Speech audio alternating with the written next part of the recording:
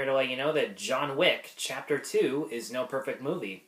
So in Chapter 2, John Wick, played by Keanu Reeves, is once again forced out of retirement, this time by a crime lord named Santino, played by Ricardo Scamarcio, to whom John is in debt to. And as he sets out on his new mission, he faces off against another series of more ruthless assassins, and is also confronted by the consequences of being involved in organized crime, and whether or not coming out of retirement in the first film was a good idea in the first place.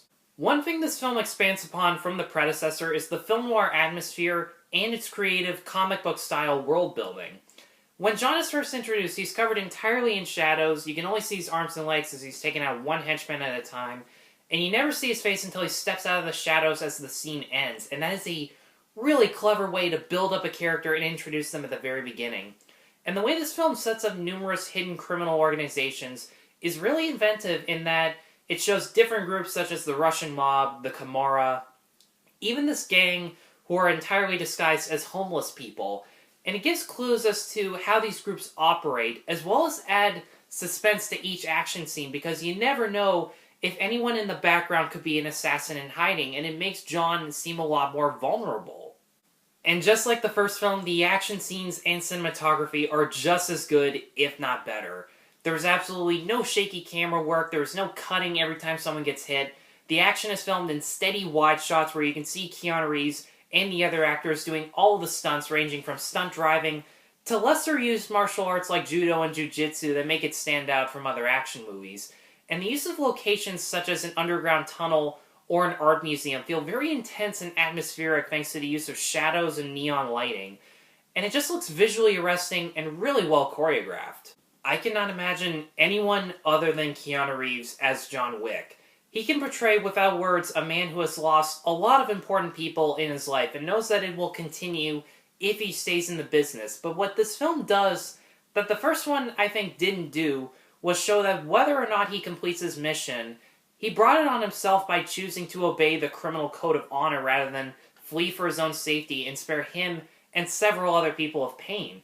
And you can identify and understand him for this because just like in the first film, him choosing to seek vengeance is what motivates him to have a sense of purpose in life, and it's in the final act of the film where you can really feel that the most.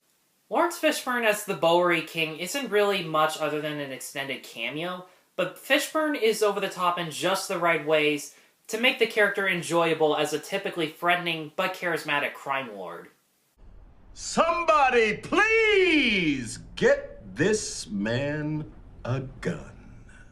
And Common was a lot of fun to watch as this bodyguard who is a legitimate physical challenge to John in terms of the fight choreography, but is also sophisticated and polite to everyone he comes into contact with, even if he's threatening to kill them. As for problems, certain characters like John Leguizamo as Aurelio or Thomas Sadoski as Jimmy reappear for really no real reason other than because they were in the first one, so why not come back for the second?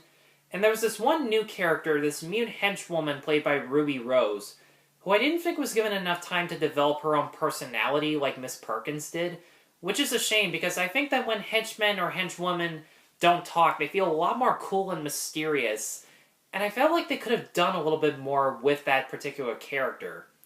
And finally, I didn't think Ricardo Scamarcio was an intriguing villain in the slightest.